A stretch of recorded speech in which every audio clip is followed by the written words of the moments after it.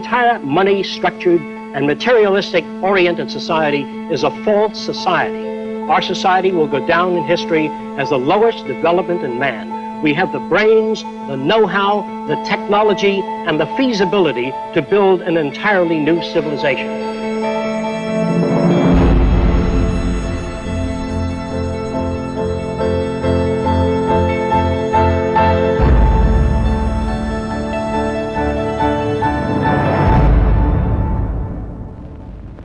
It was living through the 1929 Great Depression that helped shape my social conscience. During this time, I realized the earth was still the same place. Manufacturing plants were still intact, and resources were still there, but people didn't have the money to buy the products. I felt the rules of the game we play by were obsolete and insufficient. Misery, suffering, and war provided the incentive for my life's work. I was also motivated by the seeming incompetence of governments, the academic world, and the lack of solutions offered by scientists. I realized instead of working with individuals, a more effective method would be to redesign the culture. This began a lifelong quest to finding solutions to the many problems that we have today.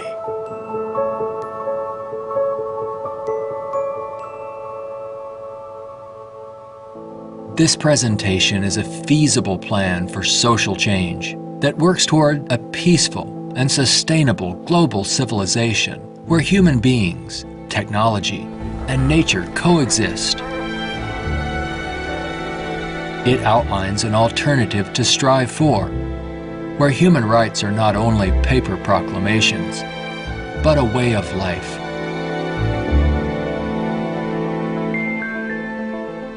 It is called the Venus Project.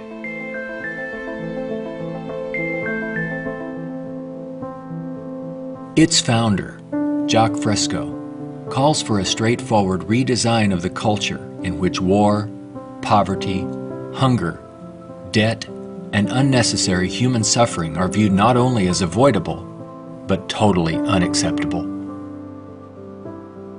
It is becoming increasingly obvious that anything less will simply result in a continuation of the same problems we face today.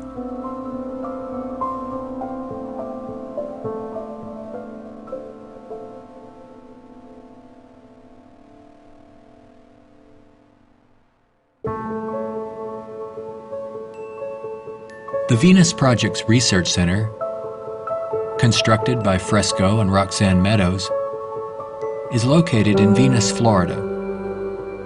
It addresses many of the root causes of our difficulties. But what are the real origins of our problems?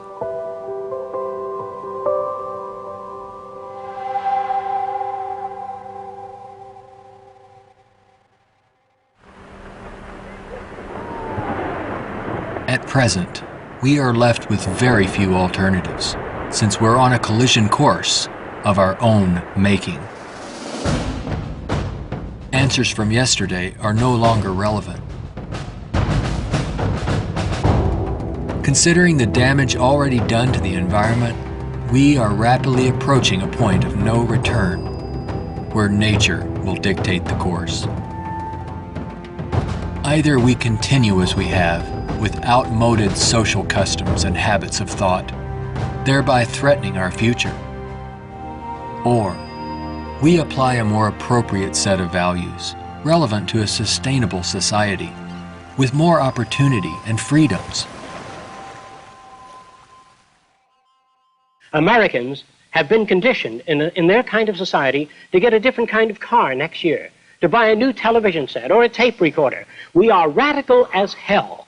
But our political and social institutions have not changed. And this is where we are stagnating, because we always equate any new idea with communism or regimentation, because we've been brought up to fear that which is new. None of the world's economic systems, socialism, communism, fascism, or the free enterprise system have eliminated the problems of elitism, nationalism, racism, and most of all, scarcity. These are all based primarily on economic disparity. When money is used to regulate and distribute resources for profit, and people and nations are out for themselves, they will seek advantage at any cost. They do this by maintaining a competitive edge, or through military intervention. War represents the supreme failure of nations to resolve their differences. From a strictly pragmatic standpoint, it is the most inefficient waste of lives and resources ever conceived.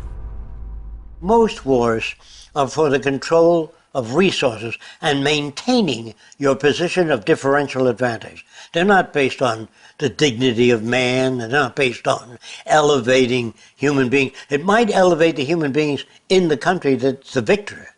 It might do that. But as far as the rest of the world goes, the price is enormous. This crude and violent attempt to resolve international differences takes on even more ominous overtones with the advent of computerized nuclear delivery systems and deadly biological and chemical weapons.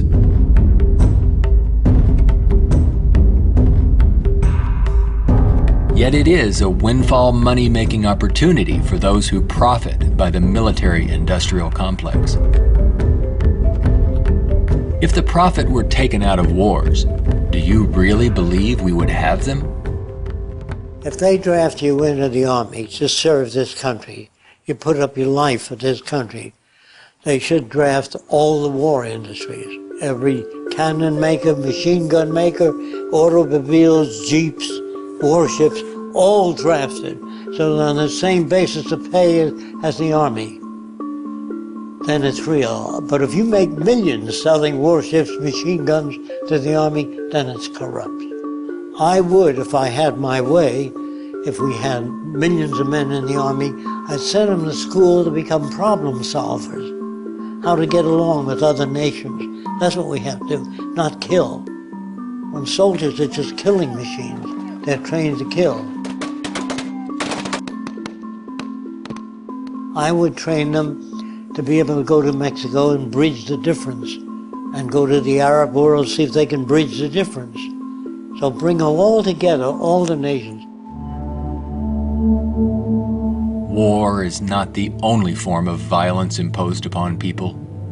There is also hunger, poverty, homelessness, and unemployment. The acceptance of these conditions as expressive of human nature is a myth used to keep things as they are.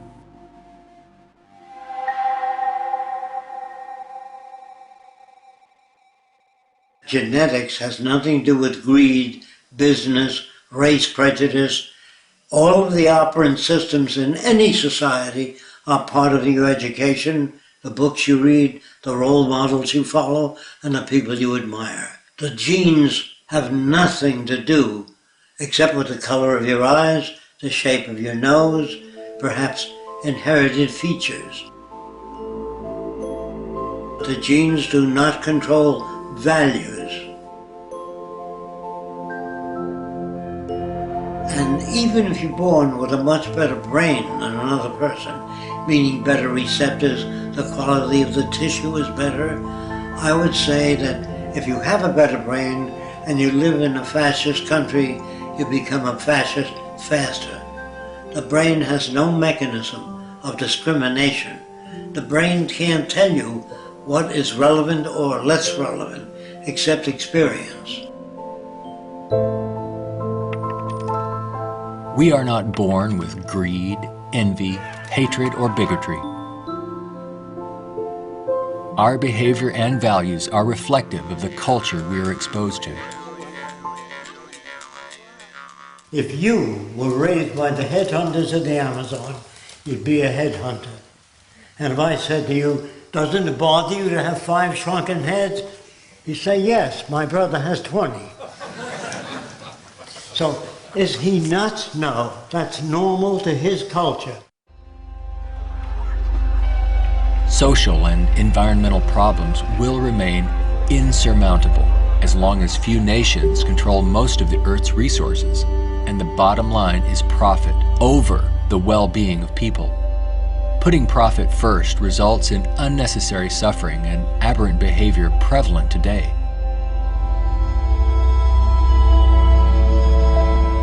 Many people feel that we need the rule of law to eliminate our problems. We have many laws, thousands upon thousands of them, but they are constantly being broken. Paper proclamations and treaties do not alter the facts of scarcity, deprivation, and insecurity. You can predict the shape of the future and the values if you know the trends of events in the ocean pollution, the scarcity of arable land. If you watch that degrading system grow, I can predict the riots and killing and assassination. In other words, human behavior is really generated by the surrounding environment. If there's a scarcity, say, of water, it is prized, and its price is high. Let's discuss scarcity as a system. Suppose it rained gold for about 3 days, gold dust. People would go out and shovel it in, fill the cellars, the attic, every drawer in the house. They'd throw out their clothing. If the rain kept up for a year, so the gold was all over the place, people would sweep it out of the house, take their rings off, throw them away, and so human behavior undergoes change to that condition. There's only a policeman in front of something that people have need for and don't have access to. So you put a guard there. But if lemon trees or orange trees and apple trees grew all over the place, you couldn't sell it. If you landed on an island that was so abundant with resources, you had 10 people, there were 1,000 fish for every person if you wanted it. There were 10 times the amount of bread, fruit, and bananas. Money would not come into existence. Private property would not come into existence. If the island was big enough, there was 10 people, there were 8,000 acres. No one would give a damn about staking out this particular area. There are patterns of behavior that promote survival. There are social conditions that change our values and outlook. No one can write a constitution of required behavior without consulting the environment. So we'd better take care of the environment, we'd better take care of one another, and we'd better educate people to the highest possible levels of our ability in order to have a society. Even a peace treaty cannot prevent another war if the underlying causes are not dealt with. Maybe what is needed are ethical people in government who will work towards everyone's well-being. But even if the most ethical people were elected to high positions and we ran out of resources, there would still be lying, cheating, stealing, and corruption. It's not ethical people that are needed, but rather a way of intelligently managing the Earth's resources for everyone's well-being.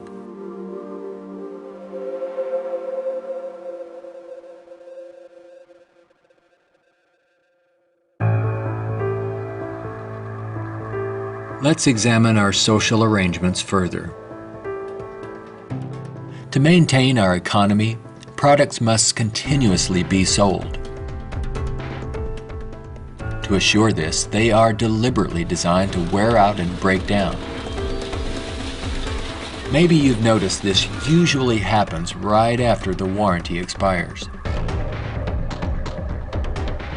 This corrupt practice is referred to as planned obsolescence, which is the conscious withdrawal of efficiency. Innovators go through the finest schools and then are required to design things that wear out and break down right on schedule. This results in a tremendous waste of resources and energy. We are plundering the planet for profits. If you think about it, it isn't a job people want, but access to what their paycheck will bring. Money does not represent anything real, and there's no gold, silver, or resource to back it up. You can't eat money or build a house of it. It's not even related to our real capacity to produce goods and services on this planet. The monetary system has been handed down from centuries ago, and we continue to use it without questions.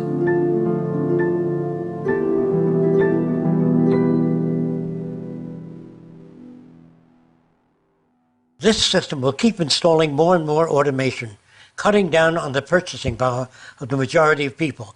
There will come a time, it's called the Gaussian curve, where employment is that, production is this, and purchasing power is that. The system stops. Banks fail, nothing works anymore. We're moving in that direction very rapidly. We have finally gotten to a place in 2011 where it's becoming obvious that the machine has beaten the man. We're incredibly productive with far fewer people. We are more productive. We are more productive as an economy than ever before. An iPad app can do more less than workers. 4 people. Just that there are fewer jobs. The jobs that do exist now can have lower wages because obvious reasons. A lot of people looking for a small number of jobs. The wages go down. That has huge impacts on the middle class and ripples out from there. We're moving towards social collapse. I think this is going to happen all over the world, not just here. And it doesn't require the overthrow of the government. It just requires that you let it alone. It'll overthrow itself. If you control the media, you can calm people down. But if the majority keeps getting laid off, they don't have purchasing power, the system collapses. It doesn't work anymore. They invade. It's already happening. This country is already insoluble. They're going to have difficulty with national security, paying pension people. They've spent far beyond what they already have. Now, all they can do now is create debt, borrow more and more money from banks. We also want to show you a rather grim sign of our times. It's not far from here in Midtown Manhattan. The national debt has grown too large for the national debt clock. It went up back in 1989 when the nation's debt was less than $3 trillion. The debt has been piling up so fast lately they had to drop the dollar sign to make room for an extra digit as the number turned over to more than $10 trillion now and counting every second. A whole new clock with 2 extra spaces will go up next year. The federal government is not allowed to print money. It's not allowed to lend money or get in the banking business. That is a privilege for bankers only. So what the government has to do if they want to build an air force, say, of 2,000 planes a month, they have to borrow money from a private lending institution, sign the dotted line, and if the war is lost or failed, the burden falls on the public to pay off that debt.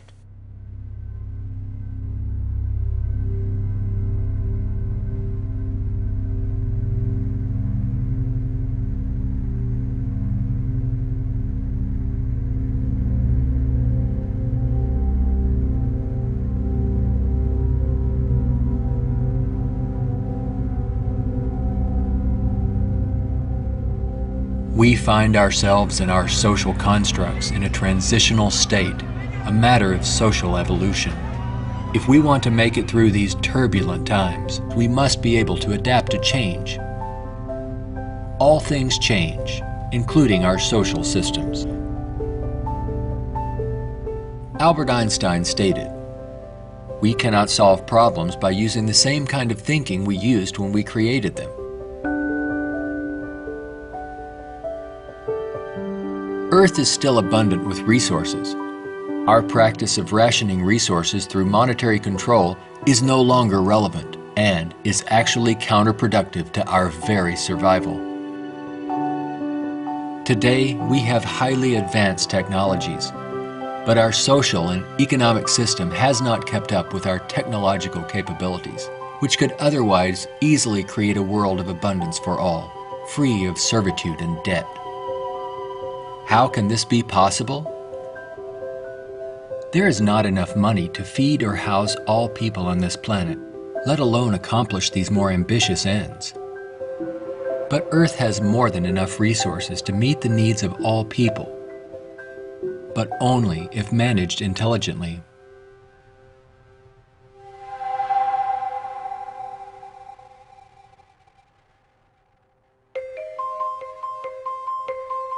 Jacques Fresco envisions a solution that he calls a resource-based economy.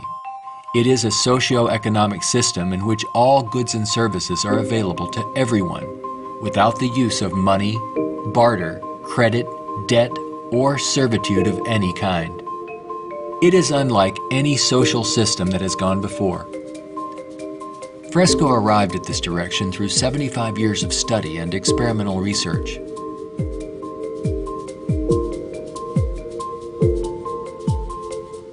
A resource-based economy operates on the basis of available resources and makes those resources available to every human being on earth, free of charge, without a price tag. So we have today more than enough resources to build a far more advanced society. I'm not talking about limited handouts so that people just get by. I'm talking about a very advanced civilization. We have the resources, we have the technology, all we have to do is apply it. One of the main aspects of the Venus Project is to eliminate scarcity. This is where the technology comes into play. Because if we set up a resource-based economy and some things are scarce, it won't work. If you set up a resource-based economy in a society that has no resources, it won't work.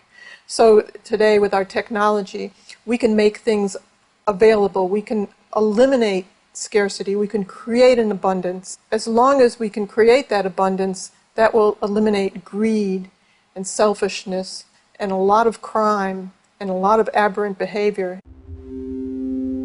A social system can be designed so that all can live fully and constructively if the powers of science and technology are directed toward human and environmental concern and overcoming the artificial scarcities of our debt-based monetary systems. All people, regardless of political philosophy, social customs, or religious differences, ultimately depend upon the same resources: clean air and water, arable land, medical care, and a relevant education. I think if you pledge allegiance to the earth and everyone on it, that'd be the way to go for the future. The human species is a single family, and the world is home to everyone. Neither nations nor people can coexist separately any longer. No more separate nations. So anyone can go anywhere. Before the states joined together, they used to stake out their territory. They used to fight. They had militias. They would fight. This is our territory. Oh no, you're intruding. When all the states joined together, the government worked out the lines of the states and they agreed, and that was the end of territorial disputes. If you want the end of war, you must declare the earth common heritage.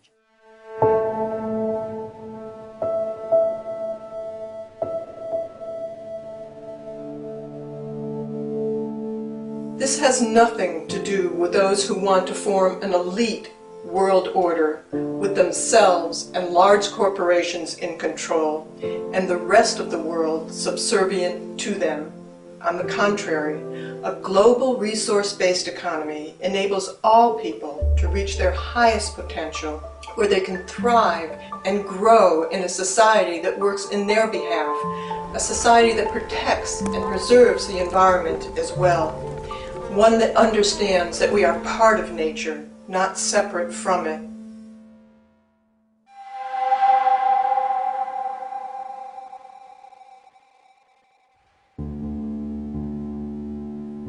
Some question what would happen to incentive if needs were met without our having to work to attain them. The question assumes humans have no desires beyond basic needs. If that were true, there would be no inventors, writers, or teachers. People work with passion on the things that interest and challenge them.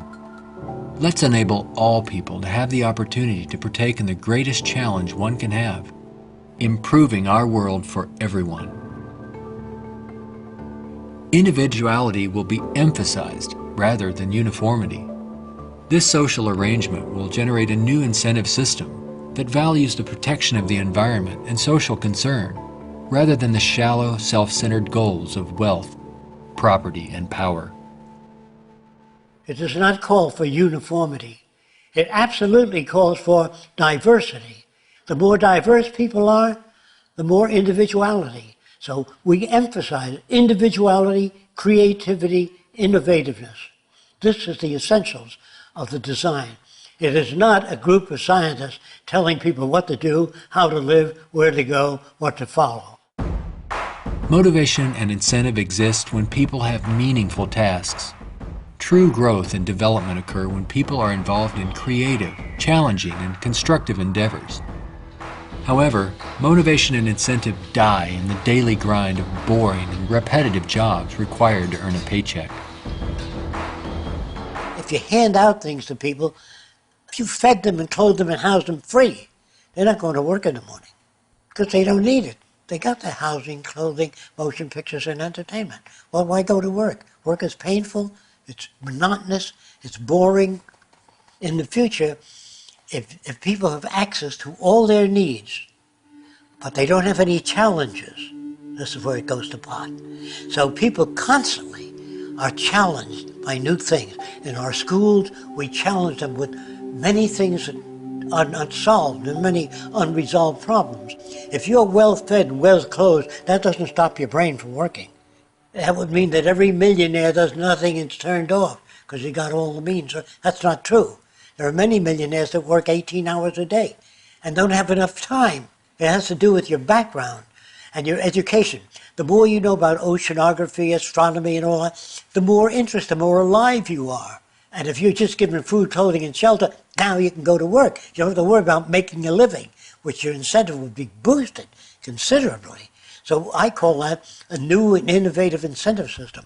It's not monetary oriented, it's problem solving oriented. And you get your kicks out of seeing the world become a better place.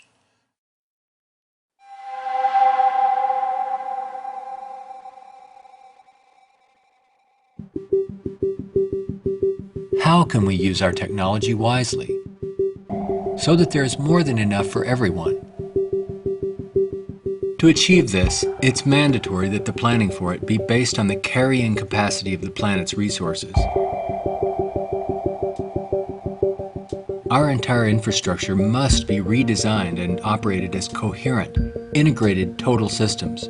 This means we must consider our entire global community as one unit that includes everyone, and plan accordingly.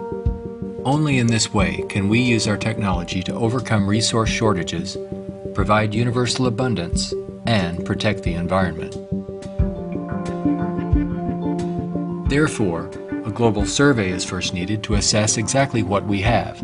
This would inventory our physical resources, personnel, production centers, and the needs of people. This enables us to determine the amount of goods and services needed. For instance, where is the arable land to grow crops? How many people are in various locations? And what is the state of their health? This would determine where hospitals are built and how many.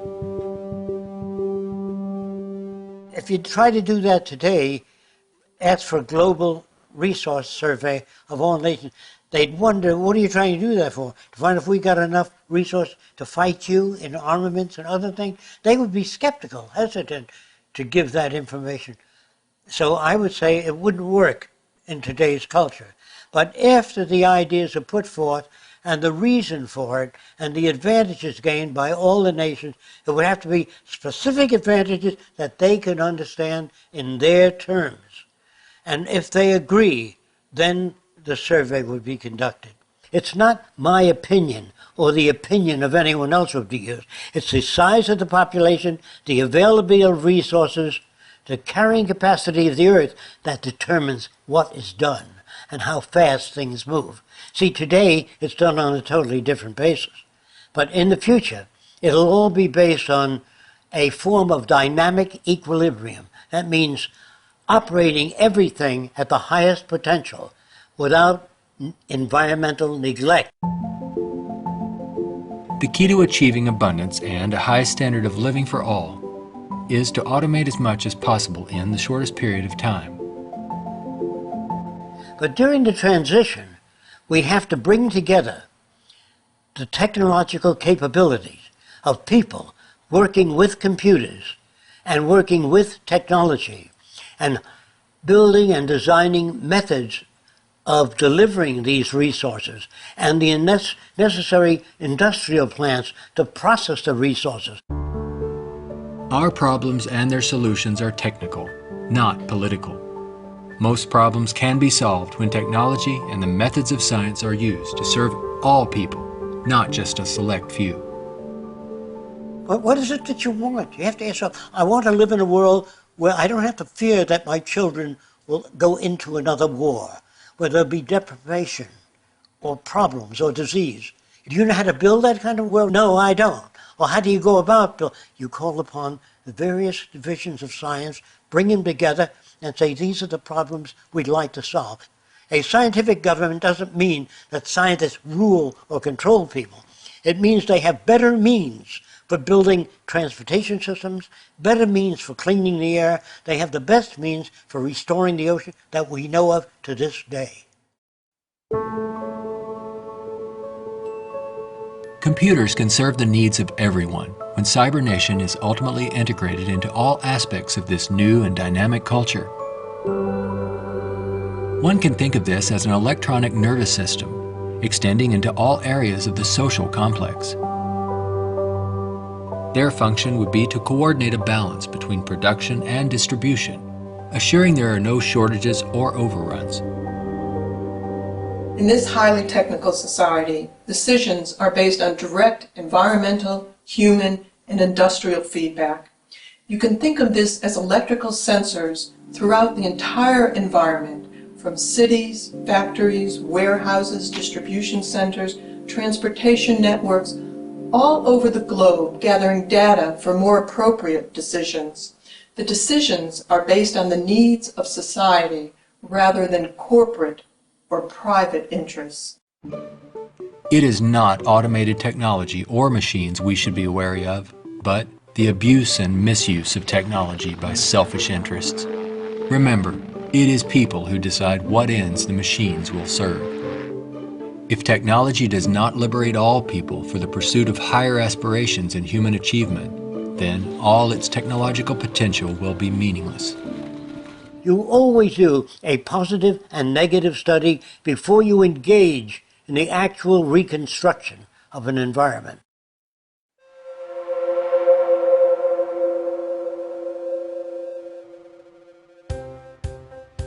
It's all just talk unless there is a technical plan to organize and use resources to accomplish abundance. What follows are some of the many approaches the Venus Project provides for the entire social spectrum.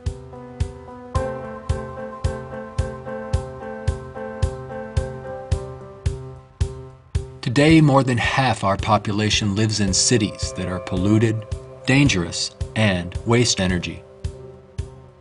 What we have to do is design a city as a living system, as an organism, as a university, that all of the cities of the future will be university cities that grow, that continue to exchange ideas. The city will have a built-in transportation system, so there are no accidents and no unthought out areas of technology. Medicine, botany, agriculture, the total system, one planning system. It is actually better to build newer cities from the ground up than to restore and maintain old ones. Fresco uses a systems approach to designing new cities. They're desirable and pleasant places to live. The notion that intelligent overall planning implies mass uniformity is absurd. Cities would be uniform only to the degree that they would require far less materials, save time and energy, and be flexible enough to allow for innovative changes while preserving the local ecology. If we design our cities to meet human needs, you don't have most of the problems that are prevalent today. In the Central Dome, you have childcare, schools, dental care, medical care. In the production and design of the cities, we work out 1/8 of the city system, and then we reproduce it instead of have architects design each building and each structure, which is a tremendous waste of energy and talent. When working on solving the housing problem for all the world's people, construction techniques would be vastly different from those employed today. Extruded and self-erecting structures could revolutionize and speed up construction processes. These lightweight, durable apartments could be produced as continuous extrusions and then separated and positioned in place by the mega machines. The outer shells of these efficient structures serve as photovoltaic generators and heat concentrators. You don't own anything in this society. Really, people don't want money. They want access to things when they want it. And people in a society of abundance, having access to things, will really no longer begin to store and accumulate things. We recycle it, update it, make it better. Take the same materials of an old car, weighs just as much as a new car, so there are no old cars. Old cars mean danger. If you drive a very expensive car and somebody else drives a beat-up old car, if their brakes fail, you may die. We don't want any old cars on the highway. We don't want anything that breaks down. We don't want anything that takes looking after. In a resource-based economy, people may access whatever products they need without the burden of having to purchase, maintain, or insure their possessions. In this way, there is much more to go around for everyone, and products are always available when needed. Anything people may need is available in these outside access domes. Sculpturing materials, musical instruments, somewhat like the public library. They can go down and access a camera or a bicycle or a wristwatch. Anything that they need is available without a price tag. That would mean we must achieve a level of production that's so high that scarcity no longer exists. That will prevent almost all crime. So there's no way of segmenting or making this system just or equitable. We have to make a system that assures human rights. You know, when everybody has free access to goods and services, you don't have to fight for women's rights or black rights. It's an automatic in a society that's set up that way. You don't have to make laws, don't steal. It would bypass that behavior. Surrounding the central dome, you have the research centers. Centers that do work that's relevant to the sustainability of the entire community. As we move away from the research centers, we come to the recreational area, which has tennis courts and all of the games that people require.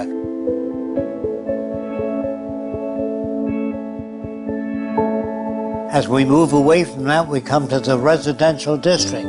There are streams, waterfalls, lakes throughout the area.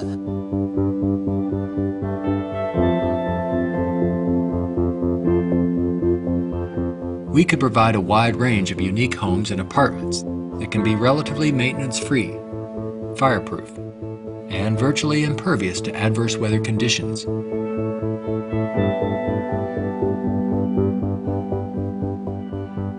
As we move to the next sector, we come to apartments.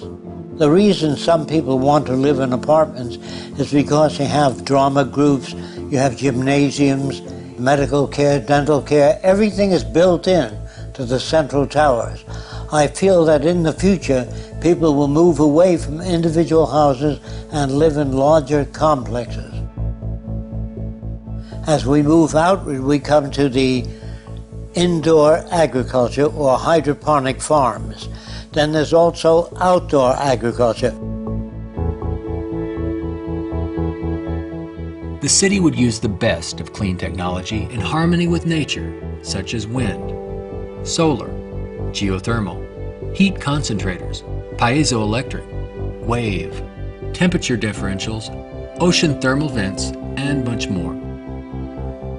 A major development for generating energy in the future could be the construction of a land bridge or tunnel across the Bering Strait. These underwater structures convert a portion of the ocean currents through turbines to generate clean sources of power. By using these sources of energy, we could power the Earth on clean energy and enable all people to enjoy a very high standard of living for thousands of years to come. There's no need for the use of polluting hydrocarbons any longer. Pollution will be a thing of the past. All transportation will be integrated into a worldwide transportation system. Transportation within cities will be by transveyors. City-to-city travel will be by monorail.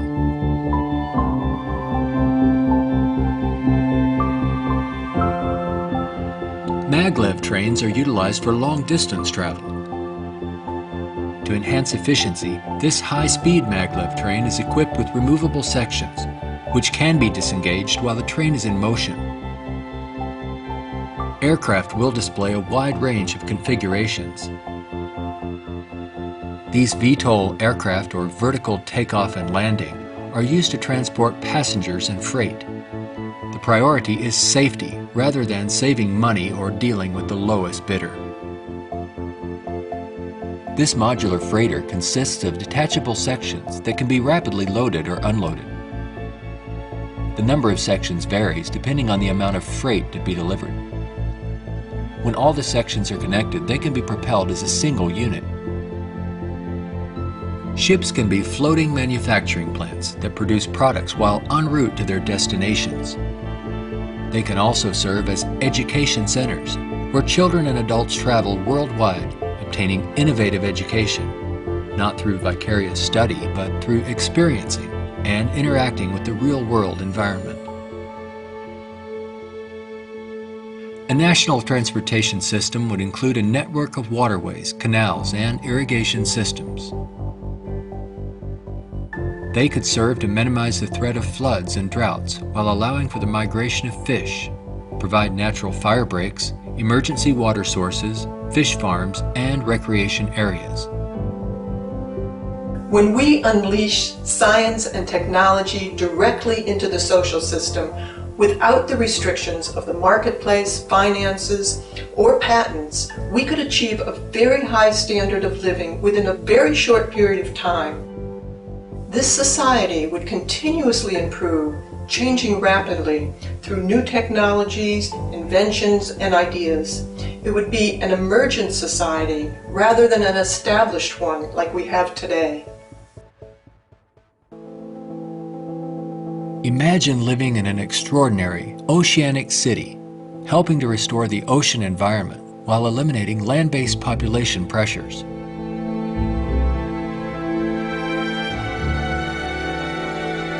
These cities in the sea may serve as universities and research centers where students study marine sciences. They could be used for ocean farming, mariculture, and mining, while maintaining a dynamic balance in the oceanographic environment. Self-sufficient cities in the sea vary in design depending on their location and function. This undersea observation station permits people to view marine life in its natural habitat. These mariculture and sea farming systems cultivate and raise fish along with other forms of marine life to help meet the nutritional needs of the world's people. These structures would permit the free flow of water throughout. Using technology in this way would make it possible for a global society to achieve social advancement and worldwide reconstruction in the shortest time possible. Utopia, if ever established, will die, will stagnate. Whereas what I'm talking about, an evolving culture or an emergent culture, I have no notions of a perfect society. I don't know what that means. I know we can do much better than what we've got. I'm no utopian. I'm not a humanist who would like to see everybody living in warmth and harmony. I know that if we don't live that way, we'll kill each other and destroy the earth. This new lifestyle, while providing leisure and recreation, would also enhance knowledge and creativity for everyone. The measure of success would be the fulfillment of one's personal interest rather than the acquisition of wealth and self-centered goals. A resource-based economy would not only change our environment to make it clean, efficient, and enjoyable, but it would introduce a new value system appropriate to the direction and aims of the new innovative approach. With education and resources made available, there would be no limit to the human potential. Everyone will have the freedom to pursue whatever constructive field of endeavor he or she chooses, without the economic limitations that we face today. We are now at a time when decisions must be made if we wish to evolve from our present culture of scarcity, waste, and environmental destruction to a sustainable society of ecological concern and abundance. A nation without a vision of what the future can be is bound to repeat past errors over and over again. If we say dishonestly that man is the highest form of evolution, which you get in school, man destroys the oceans, the fish, the atmosphere, one another, and man flies over a city, presses a button, and burns everybody in the city with nuclear weapons. Is he the highest creation of nature? Not yet, in my opinion. We've got a long way to go. We could either develop paradise on earth or oblivion, wipe ourselves out. Only the future will tell. It's what you do to make the future. We can create a world where war and want are distant memories. When all of science and technology are used within a global resource-based economy for the protection of the environment and the well-being of all, only then will we understand what it means to be truly civilized.